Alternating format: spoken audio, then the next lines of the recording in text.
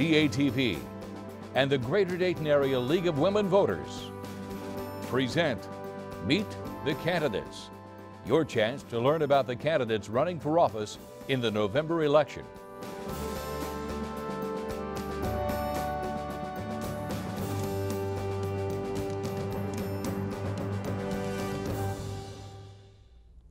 Hello, I'm Patty Skilkin, and I'm a proud member of the League of Women Voters of the Greater Dayton Area.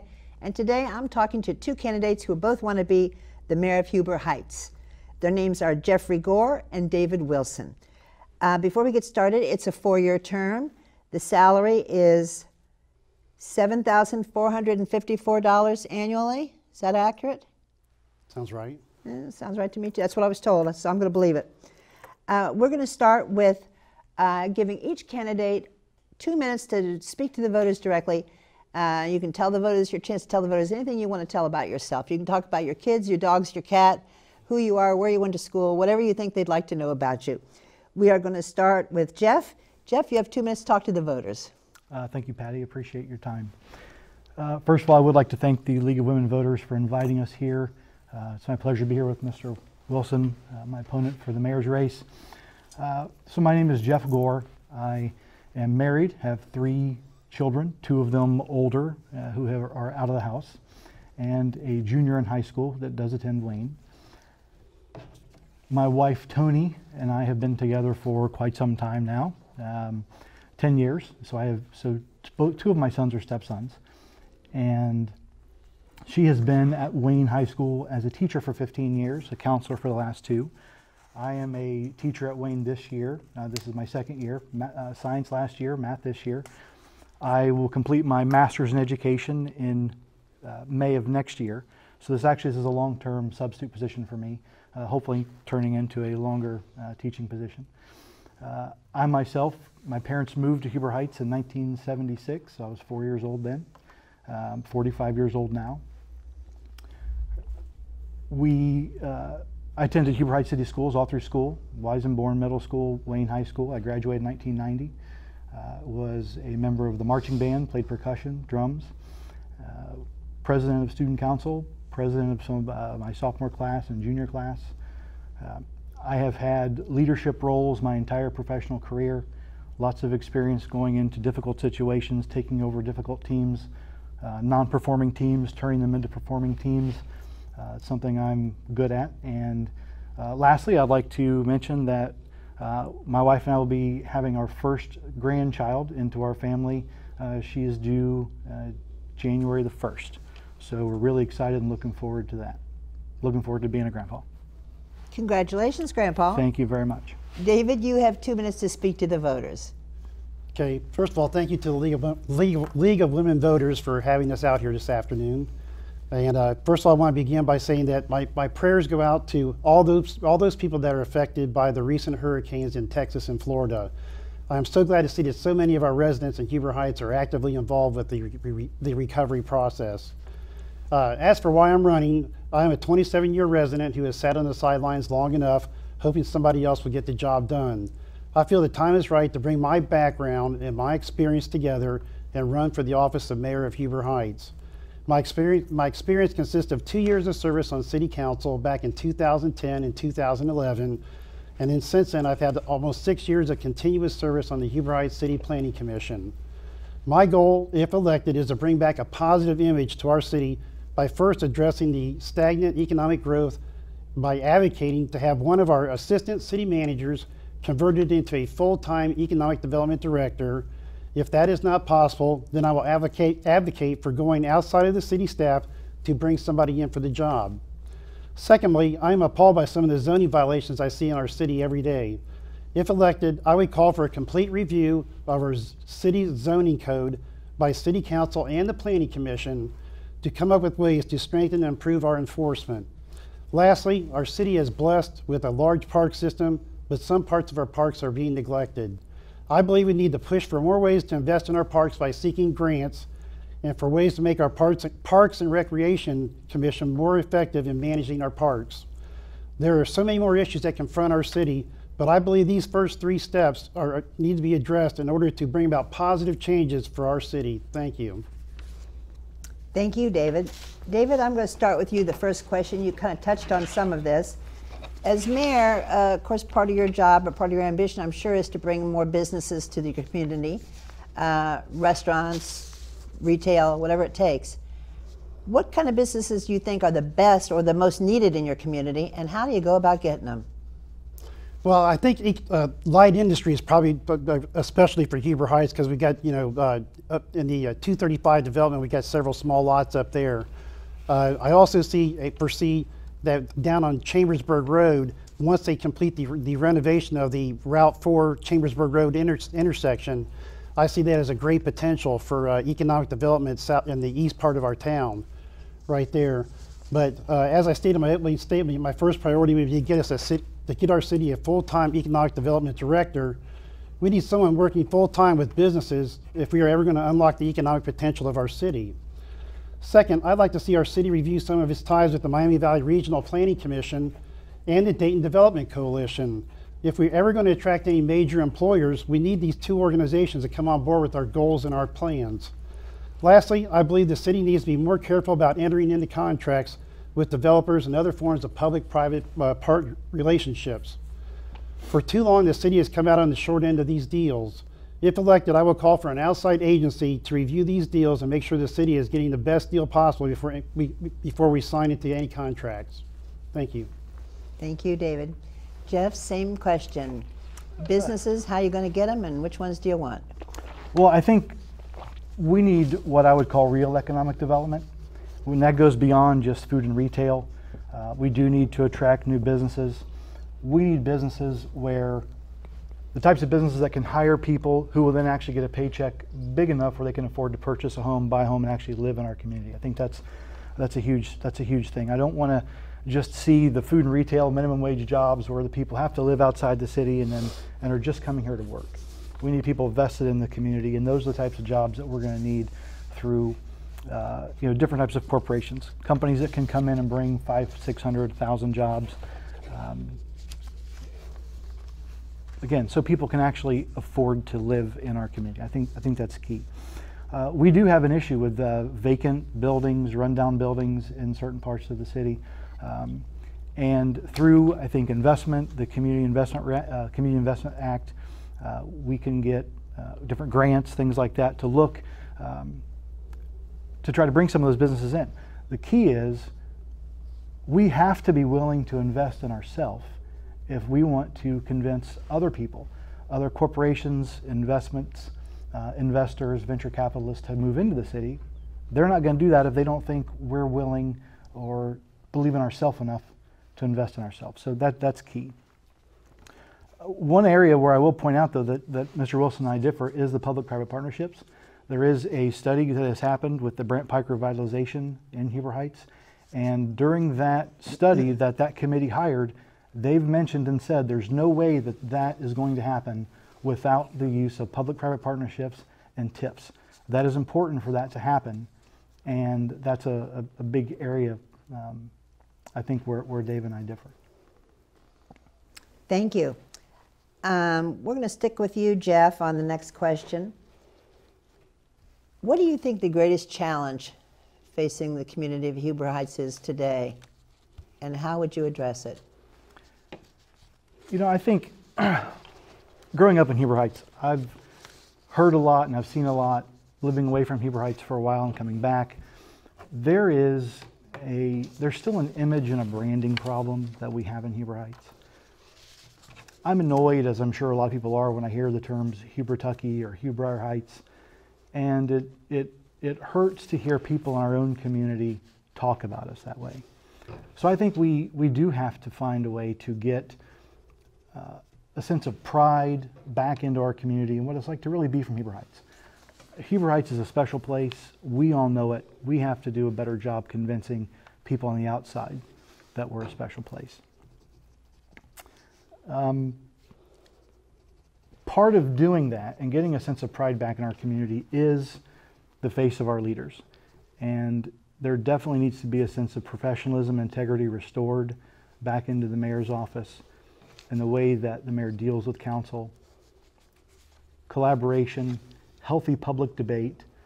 Those are the things that's going to get us back on track, that will get the community members involved. As they see progress moving forward, then I think that sense of pride will take over, and we can go kind of back to being the community that people are really happy to live in and proud to live in. So I think we do have some work on our image and our brand to be done. That's really important. And the challenge of that is getting people excited about being from Heber Heights and living in Heber Heights again. Thank you, Jeff. David, same question. What do you think the greatest challenge facing your community is? Well, I think it's our stagnant economic growth. Recently, we just found out that we've lost another one of our businesses right there on Troy Pike. So we seem to be losing businesses faster than we're gaining them right now.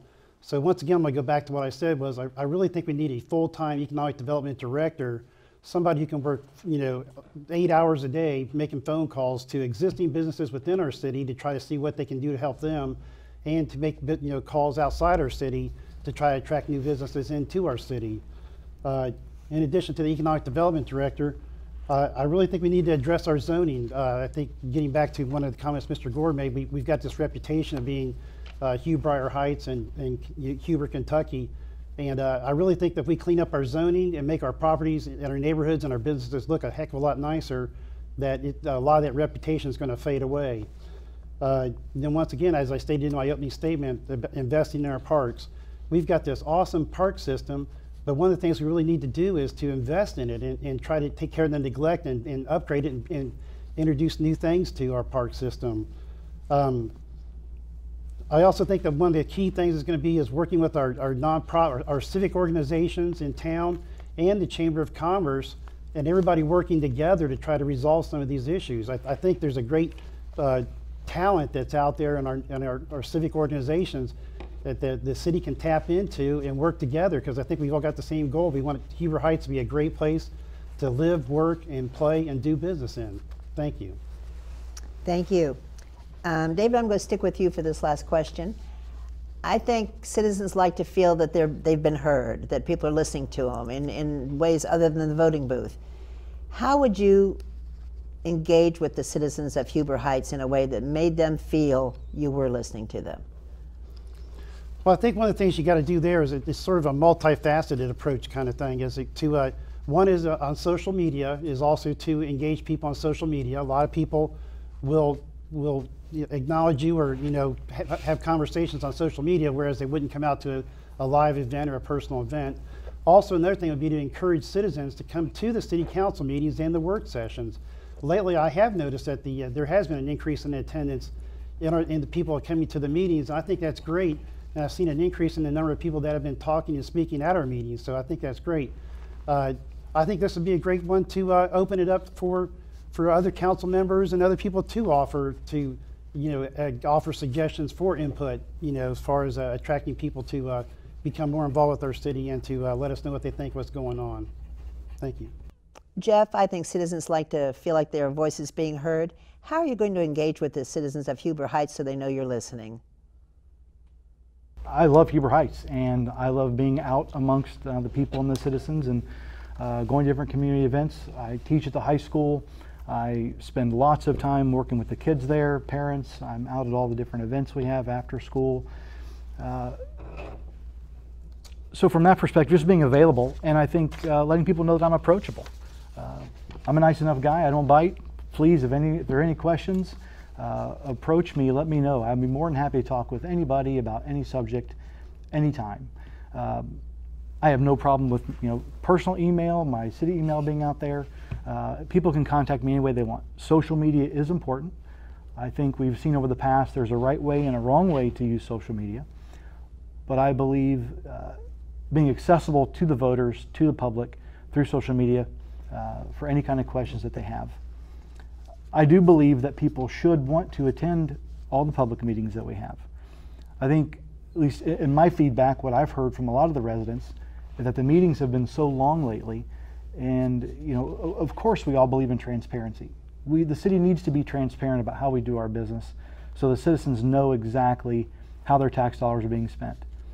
But on the other hand of that transparency coin is some of these meetings have gotten so detailed and diluted with the conversation and the kind of smearing going back and forth that the residents just have decided to stay away. And I think we need to clean those things up, have informative meetings, have transparent meetings, but stick to a schedule, stick to a timeline, and I believe the citizens will want to come back and be more involved in the meetings so they don't come to see something or raise an opinion about something that is not on the agenda until item double Z, and they get there at 6 o'clock and their meeting isn't talked about, or their agenda item isn't talked about until 10:30 at night. Thank you. Jeff, we're going to stick with you. You have 2 minutes to speak to the voters, maybe answer a question that I didn't ask you that you wish I had. Tell them anything else you think they need to know about you to get their vote.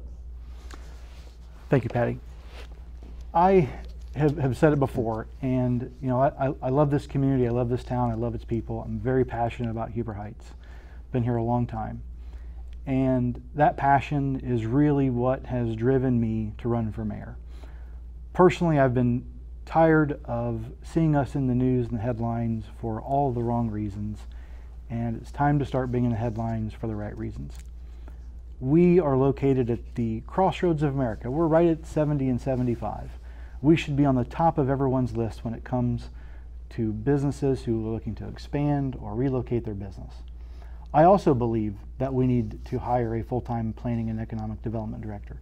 I think that's a very key issue in the city right now, and I support that 100%. We do need somebody who is able and willing to sell our city.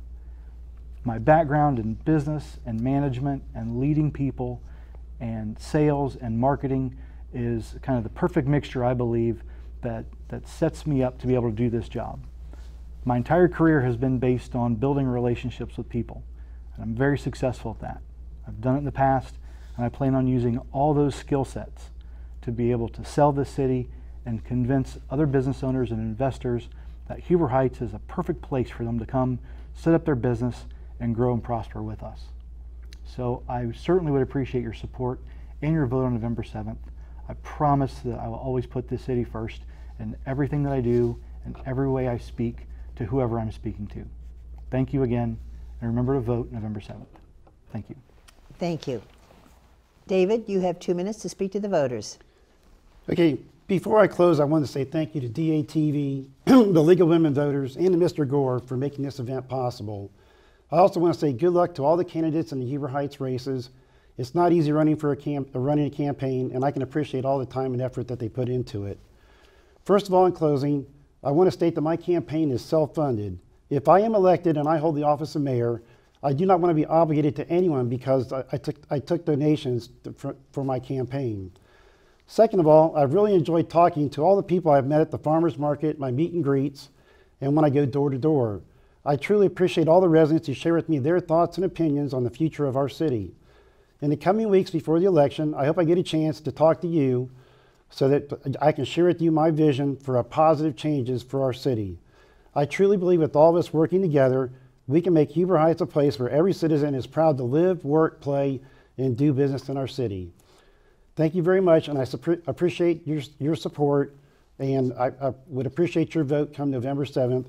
And by the way, early voting starts October 11th. Thank you. Thank you, Jeffrey Gore, David Wilson, candidates for Huber Heights Mayor. I want to thank the candidates for being here, and I want to thank DATV for giving us and volunteering their time, their expertise, and their equipment so we can bring you these kind of interviews. I need to give a little plug for the League of Women Voters. We are a nonpartisan organization. We never, ever support or oppose a candidate or a political party. If you're interested in becoming a member, dial 228-2041, and we'll grab you. Early voting, it does begin October 11th. You can start at the Board of Elections. Our voters guide that the League puts out every year will be available in libraries October 9th. I remind everybody that polls open at 6:30 on Election Day, November 7th. Get out the vote. Thank you.